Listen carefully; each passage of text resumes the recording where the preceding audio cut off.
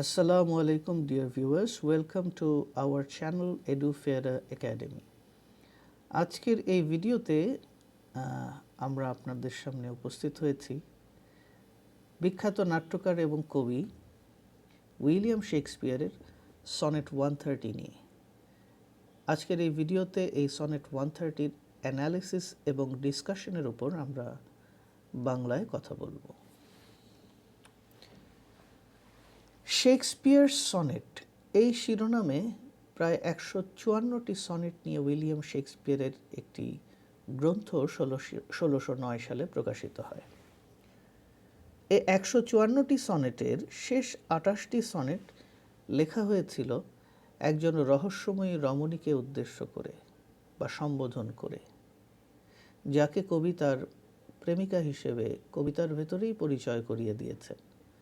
স্কলাররা তার নাম জানেন না বলে সেই মহিলাকে অভিহিত করেছেন দি ডার্ক লেডি হিসেবে। এর একটা কারণ হচ্ছে যে কবিতার ভেতরে এই মহিলার গায়ের রং বা স্কিন কালারের বর্ণনা এসছে যে তিনি ডার্ক কমপ্লেকশনের ছিলেন। এখন আমি সনেট 130 রিসাইট করে শোনাবো আপনাদের। My mistress's eyes are nothing like the sun. Coral is far more red than her lips red. If snow be white, why then her breasts are dun? If hairs be wires, black wires grow on her head. I have seen roses damasked, red and white, but no such roses see I in her cheeks, and in some perfumes is there more delight than in the breath that from my mistress reeks. I love to hear her speak, yet well I know that music hath a far more pleasing sound. I grant I never saw a goddess go. My mistress when she walks treads on the ground, and yet by heaven I think my love as rare as any she belied with false compare. এখন বাংলা অনুবাদটি শোনাবো। বাংলা অনুবাদ আমি নিজেই করেছি এবং original যে sonnet 130 সেটির rhyme স্কিমকে অনুসরণ করার চেষ্টা করেছি। প্রথম লাইন, মোর প্রিয়ার নয়ন তো নয় সূর্যের মতো উজ্জ্বল, আর সর্বশেষ লাইনটি হচ্ছে নেই প্রয়োজন মেকি উপমা বা মিথ্যা বন্দনার। শুরু করছি। মোর প্রিয়ার নয়ন তো নয় সূর্যের মতো উজ্জ্বল, তার ঠোঁটের চাইতেও লাল প্রবাল রাঙা বেশ। তুষার যদি শুভ্র হয় বাদামি তার বক্ষ যুগল, সুতো যদি হয় চুল মাথায় কালো সুতোর সমাবেশ। দেখেছি কত গোলাপ দামেস্কের কিংবা লাল বা সাদা, কিন্তু কোনো গোলাপি আভা দেখি না তার কপলেতে। কত সুগন্ধি আছে যাতে মন পড়ে যায় বাঁধা, তার শ্বাসের গন্ধ থেকেও অধিক মধুর সুরভিতে। তার কণ্ঠ শুনতে ভালোবাসি তবু জানা আছে ঢের, সঙ্গীতের সুর আরও সুমধুর শুনতে মিষ্টি লাগে। কোনো দেবীকে চলতে দেখিনি তা মেনেই বলছি ফের, হাঁটার সময় প্রিয়ামোর যেন মাটিতে আঘাত দাগে। শপথ সে স্বর্গের তবু সে প্রিয়ার জুরি মেলা ভার, নেই প্রয়োজন মেকি উপমা বা মিথ্যা বন্দনার। সনেট 130 একটা টিপিক্যাল শেক্সপিয়ারিয়ান সনেট, যেটিকে 4টি অংশে ভাগ করা যায় বা 4টি পার্টে ভাগ করা যায়। প্রথম পার্টটি হচ্ছে first quatrain, second part second quatrain, third part third quatrain এবং লাস্ট বা ফোর্থ পার্টটি একটি কাপলেট। কোয়াট্রেইন মানে হচ্ছে 4 লাইন বিশিষ্ট একটি পংক্তি বা পার্ট, আর কাপলেট হচ্ছে 2 লাইন নিয়ে গঠিত একটি পার্ট। শেক্সপিয়ার এই সনেটটি লিখেছেন আয়াম্বিক পেন্টামিটার মেট্রিক্যাল প্যাটার্ন ব্যবহার করে। বেশিরভাগ সনেটই তার এই আয়াম্বিক পেন্টামিটার ব্যবহার করে লেখা। এই সনেটের রাইম স্কিমও অন্যান্য বেশিরভাগ সনেটের মতোই AB AB CD CD EF EF এবং জিজি।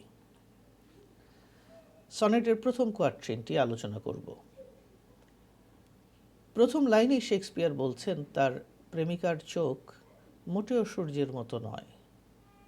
তার প্রেমিকার ঠোঁটের চাইতে প্রবাল অনেক বেশি লাল বা রাঙা। তুষার যদি শ্বেত শুভ্রতার প্রতীক হয়, তাহলে বলতে হবে তার প্রেমিকার বুকের রং বা গায়ের রং গাঢ় বাদামি। চুলকে যদি সূক্ষ্ম সুতো বা তারের সাথে তুলনা করা যায়, তাহলে বলতে হবে তার প্রেমিকার মাথায় কালো সুতা বা কালো তার গজিয়েছে। তো এভাবে তিনি তার প্রেমিকার বিভিন্ন অঙ্গ প্রত্যঙ্গের সাথে বিভিন্ন বস্তু, বিশেষ করে প্রকৃতির সুন্দর বস্তুর তুলনা বা উপমা টেনেছেন এই ফার্স্ট কোয়াট্রেইনে, এবং 4টি লাইনের প্রত্যেকটিতে তিনি তুলনা করেছেন, ফলে এখানে 4টি তুলনা পাচ্ছি আমরা। তো ফার্স্ট কোয়াট্রেইনে তিনি যে জিনিসগুলোর সাথে বা যে বস্তুগুলোর সাথে তার প্রেমিকার তুলনা দিলেন, সেগুলো হচ্ছে সূর্য, প্রবাল, তুষার এবং তার বা সূক্ষ্ম সুতো। কিন্তু এই তুলনাগুলো তার প্রেমিকার পক্ষে যায়নি। এগুলো ছিল নেগেটিভ কম্প্যারিজন বা নেতিবাচক তুলনা বা কন্ট্রাস্ট বলতে পারি আমরা, অর্থাৎ পার্থক্য দেখিয়েছেন। তিনি বলছেন তার প্রেমিকার চোখ মোটেও সূর্যের মতো নয়, তার প্রেমিকার ঠোঁট প্রবালের মতো লাল নয়, ইত্যাদি ইত্যাদি। সেকেন্ড কোয়াট্রেইনে এসে আমরা কি দেখছি? এখানে প্রথমেই তিনি তার প্রেমিকার গালের মধ্যে যে কোনো ধরনের গোলাপি আভা নেই সেটি তুলে ধরলেন, একটা উপমা ব্যবহার করলেন এখানে। তিনি বললেন যে তিনি নানা ধরনের গোলাপ দেখেছেন, দামেস্কের গোলাপ, লাল গোলাপ, সাদা গোলাপ, কিন্তু তার প্রেমিকার গাল বা চিকে তিনি কোনো ধরনের গোলাপেরই আভা দেখতে পান না। এরপর বললেন যে পারফিউমের গন্ধ তার কাছে মনে হয় অনেক বেশি মিষ্টি এবং আনন্দদায়ক তার প্রেমিকার নিঃশ্বাসের গন্ধের চাইতে, এবং তার প্রেমিকার নিঃশ্বাসের গন্ধের কথা বলতে গিয়ে বললেন তার নিঃশ্বাসের যে গন্ধটা সেটা রিক করে, অর্থাৎ গন্ধটা একটু কটু। রিক এমন একটা ভার্ব যে ভার্ব দিয়ে বোঝায় গন্ধ বের হয় এবং গন্ধটা একটু নেগেটিভ। তো সেকেন্ড কোয়াট্রেইনে যে স্পিকার বা বক্তা বা কবি, তিনি এই রোজের সাথে তার প্রেমিকার তুলনা করতে গিয়ে বা নেগেটিভ কম্প্যারিজন করতে গিয়ে 2টি লাইন ব্যবহার করেছেন। আবার তার প্রেমিকার নিঃশ্বাস যে আসলে পারফিউমের মতো ডিলাইটফুল নয়, সেটি বর্ণনা করতে গিয়ে তিনি আরও 2টো লাইন ব্যবহার করলেন।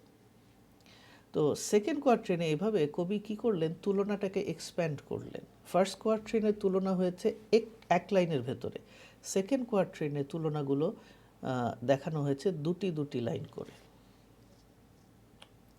থার্ড কোয়াট্রেইন, এখানে এসে কবি বলছেন তিনি তার প্রেমিকার কথা শুনতে বা কণ্ঠস্বর শুনতে ভালোবাসেন, কিন্তু এরপরেই তিনি আবার সুর উল্টে দিচ্ছেন। তিনি বলছেন যে তিনি ভালো করেই জানেন যে তার প্রেমিকার কণ্ঠস্বর মিউজিক বা সঙ্গীতের মতো সুমধুর বা শ্রুতিমধুর নয়।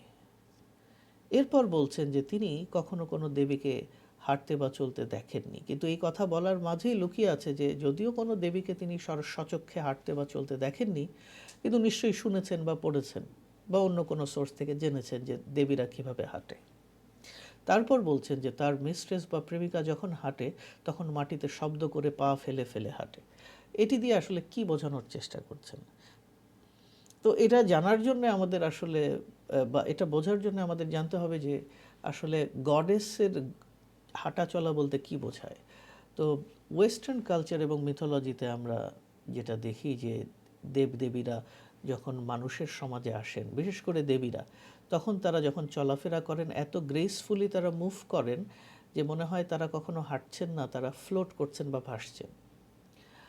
তো এরকম যারা গুড লেডি সোসাইটিতে, যারা উচ্চ ঘরের সন্তান, তাদেরকে আগের দিনে ওয়েস্টার্ন কান্ট্রিগুলোতে এভাবে এটিকেট শিক্ষা দেওয়ার সময় কিভাবে হাঁটতে হবে গ্রেসফুলি সেটাও শিক্ষা দেওয়া হতো, যে শব্দ করা যাবে না এবং খুব স্মুথলি ওয়াক করতে হবে, এমনভাবে হাঁটতে হবে যেন মনে হবে যে সে ফ্লোট করছে।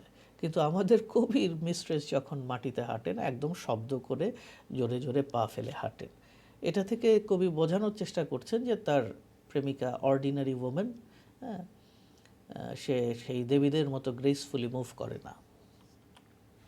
তো তো থার্ড কোয়াট্রেনে এসে আমরা যেটা দেখি, কবি প্রথম তার প্রেমিকার একটা ভালো গুণ স্বীকার করে নিলেন, বা প্রথম একটা পজিটিভ কথা বললেন প্রেমিকা সম্পর্কে, যে তিনি তার প্রেমিকার কণ্ঠস্বর ভালোবাসেন।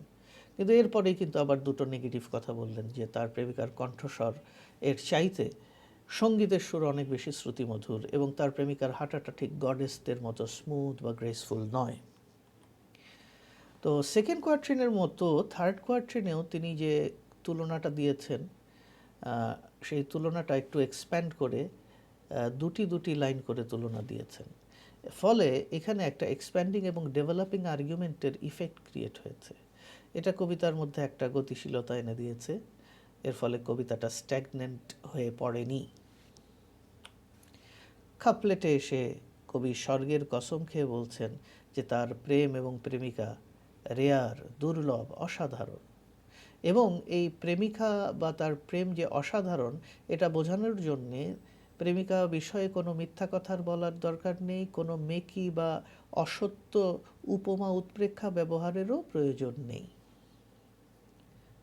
এখানে এসে কিন্তু আমরা একটা ড্রামাটিক টুইস্ট পাচ্ছি, পুরো কবিতার টোনটা শিফট হয়ে গেল, এবং আমরা বুঝতে পারলাম যে আসলে কবিতার প্রেমিকার নিন্দামন্দ বা সমালোচনা করার জন্য এই কবিতাটি লেখেননি। তিনি তার প্রেমিকাকে ভালোবাসেন এবং তিনি তার প্রেমিকাকে অসাধারণ এবং রেয়ার মনে করেন, কিন্তু তার সমালোচনার তীর আসলে তিনি ছুড়ে দিচ্ছেন সেই সমস্ত কবিদের দিকে যারা তাদের প্রেমিকাদের বর্ণনা দিতে গিয়ে মিথ্যা উপমা উৎপ্রেক্ষার আশ্রয় নেয়, অতিরঞ্জনের আশ্রয় নেয়। তো কাপলেটে এসে তিনি আসলে সেই ফলস কম্প্যারিজনের বিরুদ্ধেই কথা বলছেন, এবং এটি বুঝিয়ে দিচ্ছেন তিনি তার প্রেমিকাকে সত্যিকার অর্থেই সুন্দর মনে করেন, রেয়ার মনে করেন, এক্সট্রাঅর্ডিনারি মনে করেন। তো এই কাপলেটে আমরা স্পিকার বা কবির আসল ইন্টেন্ট বা আসল ইচ্ছার বহিঃপ্রকাশ দেখতে পাই, যে বা আসল উদ্দেশ্যটা আমরা বুঝতে পারি কাপলেটে এসে, যে তার উদ্দেশ্য তার প্রেমিকার নিন্দামন্দ বা সমালোচনা নয়, প্রেমিকাকে তিনি আসলেই প্রচণ্ড ভালোবাসেন। তো এখানে আমরা যে থিমটা পাচ্ছি, সেই থিমটা হচ্ছে satirising conventions of traditional love poems of Shakespeare's time. Shakespeare এই কবিতার মধ্যে যে মূল ভাবটি তুলে ধরেছেন সেটি হচ্ছে তিনি ট্রেডিশনাল লাভ পোয়েমের যে কনভেনশনগুলো আছে সেগুলোকে এই কবিতার ভেতরে স্যাটারাইজ করছেন বা বিদ্রূপ করছেন। ফলে এখান থেকে এরকম প্রশ্নও আসে, how does Shakespeare satirise conventions of traditional love sonnets through sonnet 130? তো এই সনেট শেক্সপিয়ারের অন্যতম জনপ্রিয় একটি সনেট। এই সনেটে তিনি কনভেনশনস অফ লাভ পোয়েট্রি নিয়ে একটা ইলাবোরেট জোক প্লে করেছেন, অর্থাৎ বিদ্রূপ করেছেন, তীব্র বিদ্রূপ মানে তিনি জর্জরিত করেছেন এই কনভেনশনাল লাভ পোয়েট্রিকে, যেখানে প্রেমিকাদের সম্পর্কে অতিরঞ্জিত কথাবার্তা বলা হয়।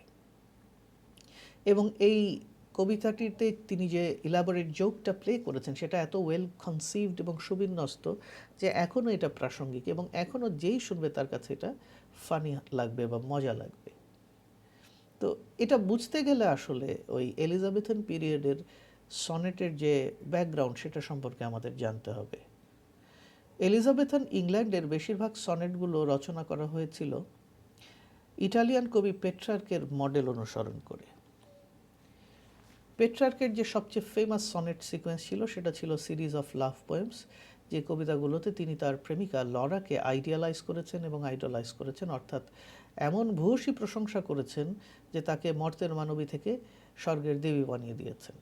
সেই সনেটগুলোতে পেট্রার্ক তার প্রেমিকার সৌন্দর্যের প্রশংসা করেছেন, তার যে নিখুঁত সৌন্দর্য সেটি তুলে ধরার চেষ্টা করেছেন, এবং সেটি তুলে ধরতে গিয়ে এক্সট্রাঅর্ডিনারি ভ্যারাইটি অফ মেটাফোর কবি ব্যবহার করেছেন।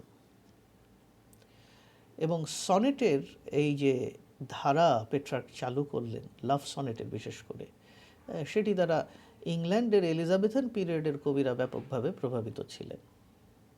তারা দেখা গেল সেই একই ধরনের মেটাফোর, একই ধরনের যে কম্প্যারিজন ব্যবহার করা শুরু করে দিলেন।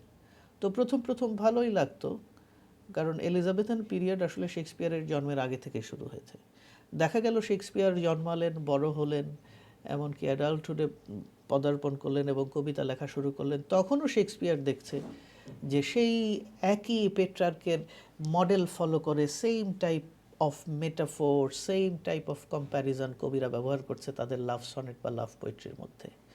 কবি অত্যন্ত বিরক্ত ছিলেন, তাই সেই tradition of using this type of মেটাফোর্সকে তিনি ক্রিটিসাইজ করলেন এই কবিতার মধ্য দিয়ে, যে লাভ সনেট লিখলেই কেন এই অতিরঞ্জিত প্রশংসা, উপমা উৎপ্রেক্ষা, সেই পেট্রার্কের আমলের মেটাফোরগুলো কেন ব্যবহার করতে হবে? সেগুলো তো ক্লিশে হয়ে গেছে, একঘেয়ে হয়ে গেছে, পানসে হয়ে গেছে। কেন প্রেমিকাকে সেরকম আইডিয়ালাইজিং কম্প্যারিজনের মাধ্যমে তাকে অসাধারণ হিসেবে কেন প্রুফ করতে হবে? তো এটাকেই তিনি মক করে বা বিদ্রূপ করে এই কবিতাটি লিখেছেন, এবং তিনি এমনভাবে পেশ করেছেন এই কবিতাটি যে এই কবিতার স্পিকার ওই কনভেনশনগুলোকে আক্ষরিক অর্থে নেয়।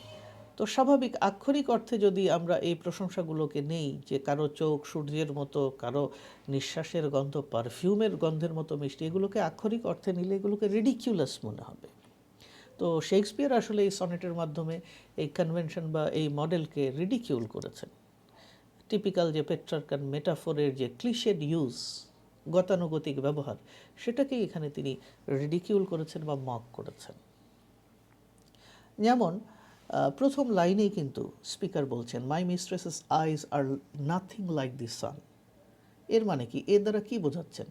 যে তোমার প্রেমিকার চোখ সূর্যের মতো তুমি বলো, কিন্তু আমি তো আমার প্রেমিকার চোখের দিকে তাকিয়ে দেখলাম তার চোখ সূর্যের মতো নয়।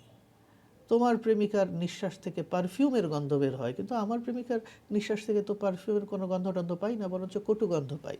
তো এভাবে স্পিকার আসলে মক করছেন বা স্যাটারাইজ করছেন অন্যান্য কবিদের, যারা তাদের প্রেমিকার প্রশংসা করতে গিয়ে অতিরঞ্জনের আশ্রয় নেয়। তো কাপলেটে এসে কিন্তু শেক্সপিয়ার বুঝিয়ে দিচ্ছেন বা স্পিকার বুঝিয়ে দিচ্ছেন যে তিনি তার প্রেমিকাকে আসলে ভালোবাসেন। এই কবিতায় আসলে তিনি তার প্রেমিকার সমালোচনা করছেন না, তার প্রেমিকা তার কাছে অত্যন্ত দুর্লভ এবং অত্যন্ত সুন্দরী।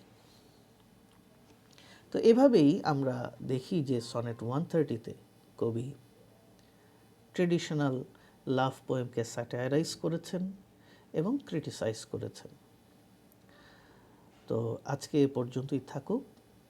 ধন্যবাদ আমাদের এই ভিডিও দেখার জন্যে, এবং I will request everyone to please subscribe to my channel.